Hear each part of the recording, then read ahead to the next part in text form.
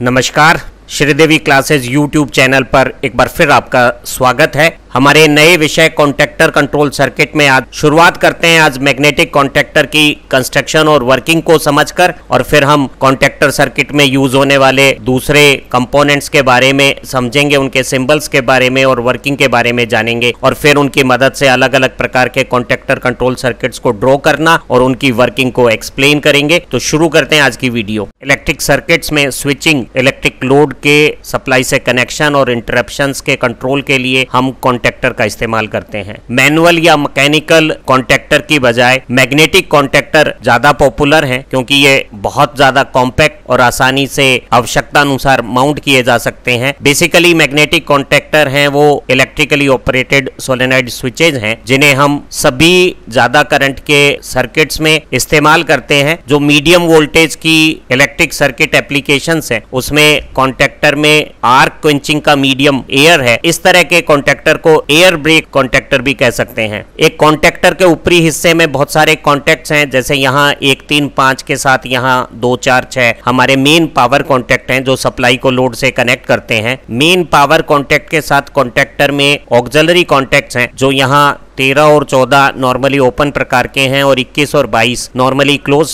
प्रकार के हैं, जो हमारी डिफरेंट कंट्रोल एप्लीकेशंस में इस्तेमाल होते हैं। कॉन्टैक्टर की वर्किंग एक कॉइल में इलेक्ट्रिक करंट को फ्लो करके बने हुए मैग्नेटिक फील्ड में कॉन्टैक्ट्स के मूवमेंट्स हैं। कॉन्टैक्टर की वर्किंग का कंट्रोल एक कॉइल में करंट फ्लो से बने हुए मैग्नेटिक फील्ड से होता है। ये जो कॉन्टैक्टर कॉइल है वो यहाँ कॉन्टैक्टर असेंबली में बीच में है और इसके टर्मिनल्स यहाँ A1 और A2 बाहर इलेक्ट्रिक सप्लाई के लिए अवेलेबल होते हैं। जब ये कॉइल डी एनर्जाइज होती है, सर्किट से डिस्कनेक्टेड होती है, तो हमारे ये जो मेन पावर कॉन्टैक्ट्स हैं वो भी ओपन कंडीशन में, नॉर्मल ओपन कंडीशंस में होते हैं। लेकिन कॉइल के एनर्जाइज होने से जो मैग्नेटिक फील्ड बनता है, उसके इफेक्ट से ये जो कॉन्टैक्ट है मेन पावर कॉन्टैक्ट, एक यहाँ 2 के साथ, 3 यहाँ 4 के साथ और 5 6 के साथ कनेक्ट हो जाता है। और इसी दौरान मेन कॉन्टैक्ट्स के जुड़ने के साथ नॉर्मली ओपन कॉन्टैक्ट्स क्लोज हो जाते हैं और नॉर्मली क्लोज कॉन्टैक्ट्स ओपन हो जाते हैं। कॉन्टैक्टर के कॉन्टैक्ट मैकेनिकली स्प्रिंग से लोडेड होते हैं। जब हमारी कॉइल डी एनर्जाइज होती है तो मैकेनिकल स्प्रिंग एक्शन कॉन्टैक्ट्स को नॉर्मल ओपन कंडीशंस में रखती है। यही स्प्रिंग लोडिंग कॉन्टैक्ट्स को मेक और ब्रेक के दौरान बाउंसिंग से भी रोकती है, जिससे हमारे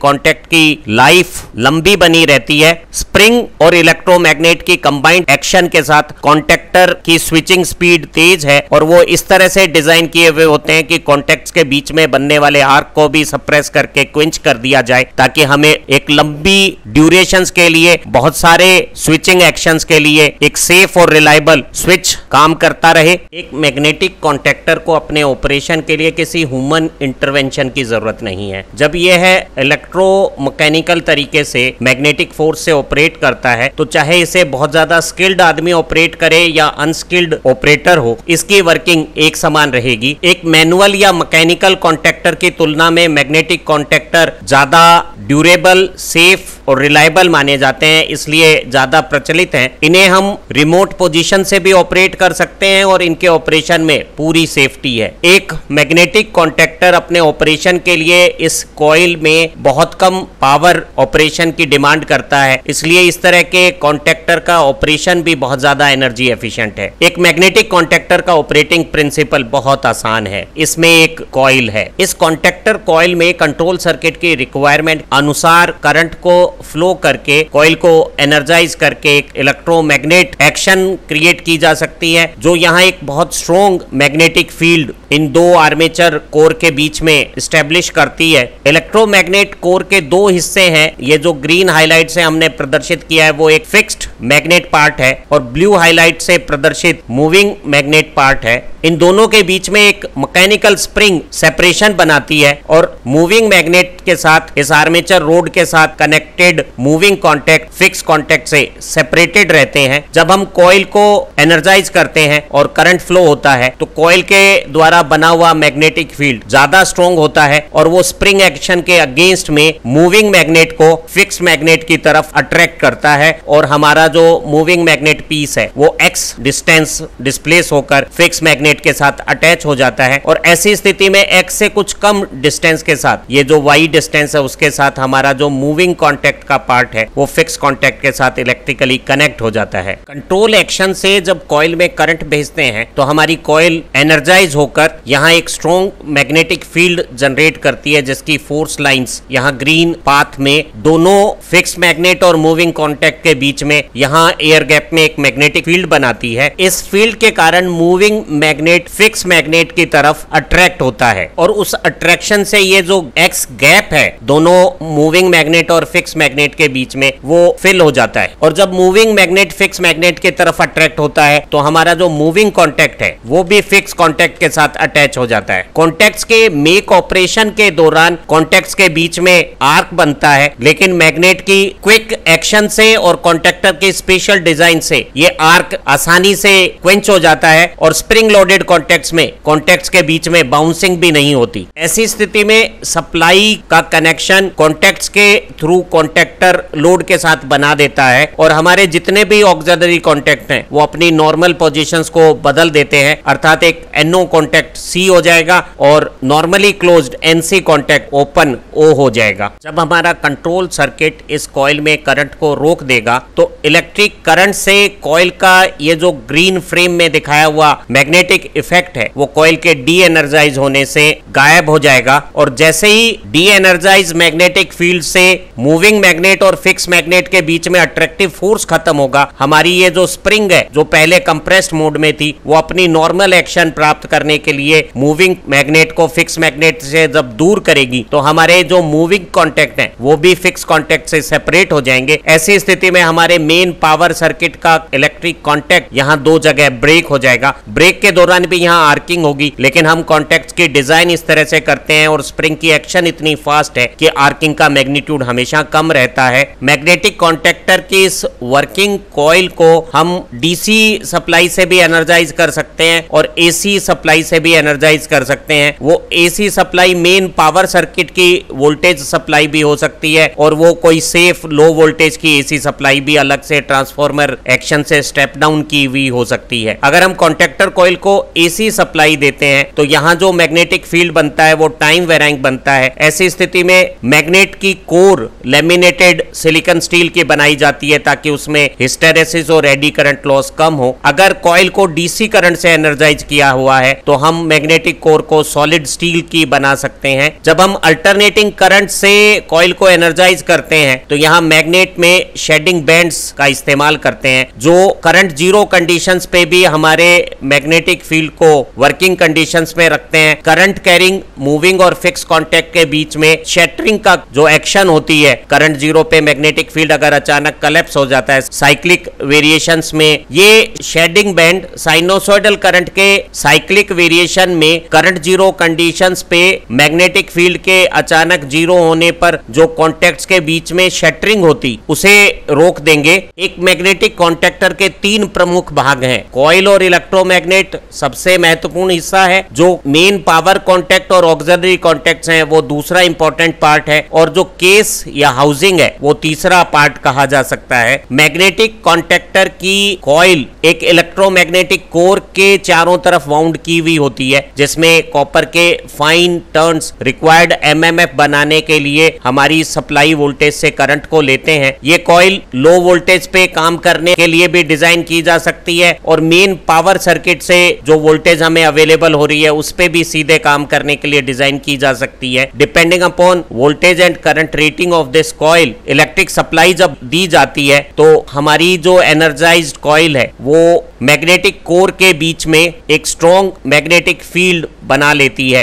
अगर हमारी कॉइल की सप्लाई अल्टरनेटिंग साइनोसॉइडल वोल्टेज है तो यहाँ जो टाइम वेराइंग मैग्नेटिक फील्ड है वो कोर में एडी करंट और हिस्टेरेसिस लॉस कम बनाए, इसलिए कोर को लेमिनेटेड सिलिकॉन स्टील की बनाते हैं। लेकिन अगर सप्लाई डीसी करंट है तो सॉलिड आयरन या स्टील की भी हम मैग्नेट कोर बना सकते हैं। मैग्नेट कोर के एक ये ग्रीन हाईलाइट वाला फिक्स मैग्नेट पार्ट है और ये दूसरा मैजेंटा हाईलाइट के साथ मूविंग मैग्नेट पार्ट है। इन दोनों के बीच में एक मैकेनिकल स्प्रिंग की एक्शन एक सेपरेशन बनाए हुए है। अगर कॉइल एनर्जाइज नहीं है तो कॉइल का कोई मैग्नेटिक इफेक्ट नहीं है और स्प्रिंग की एक्शन से मूविंग मैग्नेट फिक्स मैग्नेट से सेपरेट है और मूविंग मैग्नेट के साथ एक वर्टिकल आर्मेचर रोड के साथ मूविंग कॉन्टैक्ट भी फिक्स कॉन्टैक्ट से एक सेपरेशन बनाकर रहता है। जब कॉइल डी एनर्जाइज है तो कॉन्टैक्टर अपनी नॉर्मल पोजीशन पे स्प्रिंग एक्शन से चित्रानुसार पोजीशन पे है और हमारे main power contact normal open conditions पे हैं। जब कॉइल को एनर्जाइज करेंगे तो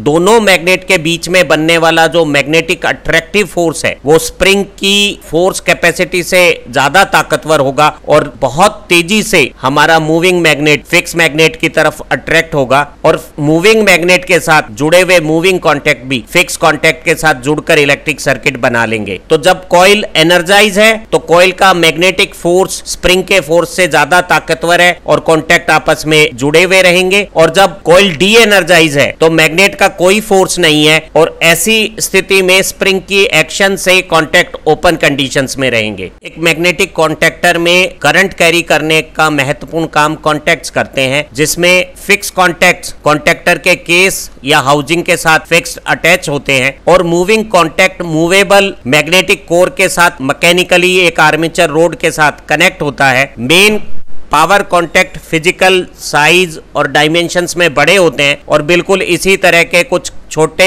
डायमेंशंस के ऑक्सिलरी कॉन्टैक्ट्स भी कॉन्टैक्टर में होते हैं जो नॉर्मली ओपन कंडीशंस में भी हो सकते हैं और नॉर्मली क्लोज कंडीशंस में भी हो सकते हैं। एक 3 फेज के मैग्नेटिक कॉन्टैक्टर में हमारे पास 6 मेन पावर कॉन्टैक्ट्स हैं, टर्मिनल 1, 2, 3, 4, 5 और 6। इसी के साथ हमारे सेम आर्मेचर रोड के साथ mechanically coupled normally open auxiliary contact और नॉर्मली क्लोज्ड ऑक्सिलरी कॉन्टैक्ट्स हैं। एक कॉन्टैक्टर के सभी कॉन्टैक्ट्स प्योर कॉपर से बनाए हुए होते हैं और इनकी जो कॉन्टैक्ट टिप है वो एक स्पेशल सिल्वर एलॉय इस्तेमाल करती है ताकि हमारे कॉन्टैक्ट्स नॉर्मल लोड करंट के साथ फॉल्ट और स्टार्टिंग में जो ज्यादा करंट्स आते हैं उन पे गर्म ना हो। इनमें मूवमेंट के दौरान जो मैकेनिकल स्ट्रेसेस आती है, इलेक्ट्रिक आर्क से जो इरोजन होता है और कंटिन्यूअस वर्किंग के दौरान जो टेम्परेचर राइज होता है उससे डैमेजेस नहीं होने चाहिए और लाइफ लॉन्ग होनी चाहिए। कॉन्टैक्ट में जो फिक्स मैग्नेट है वो हमारी केसिंग के साथ अटैच रहते हैं और ये जो मूविंग कॉन्टैक्ट है वो मूविंग इलेक्ट्रोमैग्नेट के साथ आर्मेचर रोड के साथ मैकेनिकली कनेक्ट होता है और तीनों पावर कॉन्टैक्ट और सारे ऑक्सिलरी कॉन्टैक्ट एक साथ एक ही रोड से कॉन्टैक्टर कॉइल के एनर्जाइज होने से जो मैग्नेटिक इफेक्ट बनता है उससे एनर्जाइज और एक्साइटेड स्टेट में अपनी नॉर्मल ओपन पोजीशन को छोड़कर क्लोज पोजीशंस में आ जाएंगे एनर्जाइज स्टेट में। हम हमारी वर्किंग में जब ड्राइंग बनाते हैं तो कॉन्टैक्टर को उसकी अनएनर्जाइज नॉर्मल कंडीशंस पे शो करते हैं और अगर ये नॉर्मल ओपन पोजीशंस है तो कोई समझ सकता है कि कॉइल एनर्जाइज होने पर ये क्लोज्ड हो जाएगा। तो हम ड्रॉ नॉर्मल पोजीशन करते हैं और इसका जो दूसरा रूप है वो इमेजिनेशन से हम समझ सकते हैं। तो हम समझ सकते हैं कि कॉइल को एनर्जाइज करने पर मैग्नेटिक इफेक्ट से नॉर्मल ओपन कॉन्टैक्ट क्लोज हो जाएंगे और कॉइल को डी एनर्जाइज करने से स्प्रिंग की रिटर्न एक्शन से ये वापस अपनी नॉर्मल ओपन पोजीशंस पे पहुंच जाएंगे और इस तरह से हमारा सप्लाई और लोड का जो कनेक्शन है वो कनेक्ट और डिस्कनेक्ट होगा। वर्किंग के दौरान कॉन्टैक्ट्स के बीच में सफिशिएंट प्रेशर के साथ अच्छे कॉन्टैक्ट्स बनते हैं और कॉन्टैक्ट रेजिस्टेंस को बहुत कम रखा जाता है ताकि वर्किंग करंट की कंडीशंस में यहाँ टेम्परेचर राइज ना हो। और ये हमारे कॉन्टैक्ट्स जब मोटरों में इस्तेमाल होते हैं तो जो स्टार्टिंग इनरश करंट है या मोमेंट्री ओवरलोड्स है या एक्सीडेंटल शॉर्ट सर्किट्स के फॉल्ट करंट्स है उन कंडीशंस पे भी कॉन्टैक्टर डैमेज नहीं होना चाहिए। हमारे कॉन्टैक्टर की जो रेटिंग है वो डिपेंड करेगी कि कॉन्टैक्ट के साइज, शेप और मटेरियल क्या है और किस तरह का अच्छा efficient arc extinction methods contactor के डिजाइन में हम इस्तेमाल कर रहे हैं। जो हमारे मॉडर्न मैग्नेटिक कॉन्टैक्टर्स हैं वो सिल्वर एलॉय टिप्ड कॉपर के कॉन्टैक्ट इस्तेमाल करते हैं और जो सिल्वर का हम एलॉय इस्तेमाल करते हैं उसमें 10 से 12% या तो कैडमियम ऑक्साइड या टिन ऑक्साइड की एलॉइंग की हुई होती है। ऐसे कॉन्टैक्ट मैकेनिकल स्ट्रेसेस में मेक और ब्रेक के दौरान बनने वाले आर्क में भी लॉन्ग लाइफ मेंटेन रखते हैं और सेफ और ड्यूरेबल कॉन्टैक्टर की वर्किंग हमें प्राप्त हो जाती है। कॉन्टैक्टर का एनक्लोजर एक हाउसिंग प्रोवाइड करता है हमारे मेन पावर कॉन्टैक्ट्स और सभी ऑक्सिलरी कॉन्टैक्ट के साथ हमारी कॉइल और मैग्नेटिक कोर की इलेक्ट्रोमैग्नेट स्ट्रक्चर को हमारा इनक्लोजर सभी करंट कैरिंग कॉन्टैक्ट्स और लाइव इलेक्ट्रिक कंपोनेंट को इंसुलेशन प्रोवाइड करता है और ऑपरेटिंग पर्सनल को कॉन्टैक्टर का इस्तेमाल करते समय लाइव हिस्सों से टच होने से प्रोटेक्शन प्रोवाइड करता है। मॉडर्न मैग्नेटिक कॉन्टैक्टर में जो इनक्लोजर है वो पॉलीकार्बोनेट या पॉलिस्टर या नाइलॉन 6 मटेरियल का या कोई थर्मोसेटिक प्लास्टिक का बनाया हुआ होता है। ये एनक्लोजर कॉन्टैक्ट के ऑपरेशन को डस्ट, ऑयल और वेदर की दूसरी परेशानियों से बचाते हैं और अंदर आर्क और जो दूसरी कंडीशंस आती हैं उनसे किसी भी प्रकार के एक्सप्लोजिव हजार्ड्स को भी होने से रोकते हैं। आज की इस वीडियो से एक मैग्नेटिक कॉन्टैक्टर में मेन पावर कॉन्टैक्ट के साथ ऑक्सिलरी कॉन्टैक्ट किस तरह से कॉन्फ़िगर होते हैं और जो इलेक्ट्रोमैग्नेट कॉइल के साथ मैग्नेटिक कोर में मैग्नेटिक इफेक्ट बनाकर स्प्रिंग के अगेंस्ट में मेक और ब्रेक की एक्शन करता है, वो प्रिंसिपल आपको समझ में आ गया होगा। अगली वीडियो में हम कॉन्टैक्टर कंट्रोल सर्किट्स में इस्तेमाल होने वाले दूसरे components, push buttons, release, thermal overload release, इनके बारे में जानेंगे और फिर इनके कॉन्टैक्टर कंट्रोल सर्किट्स आपको अच्छी तरह से समझ में आने लगेंगे। आप अच्छा पढ़ें, तरक्की करें। Have nice time. और यह वीडियो देखने के लिए आपका बहुत बहुत धन्यवाद।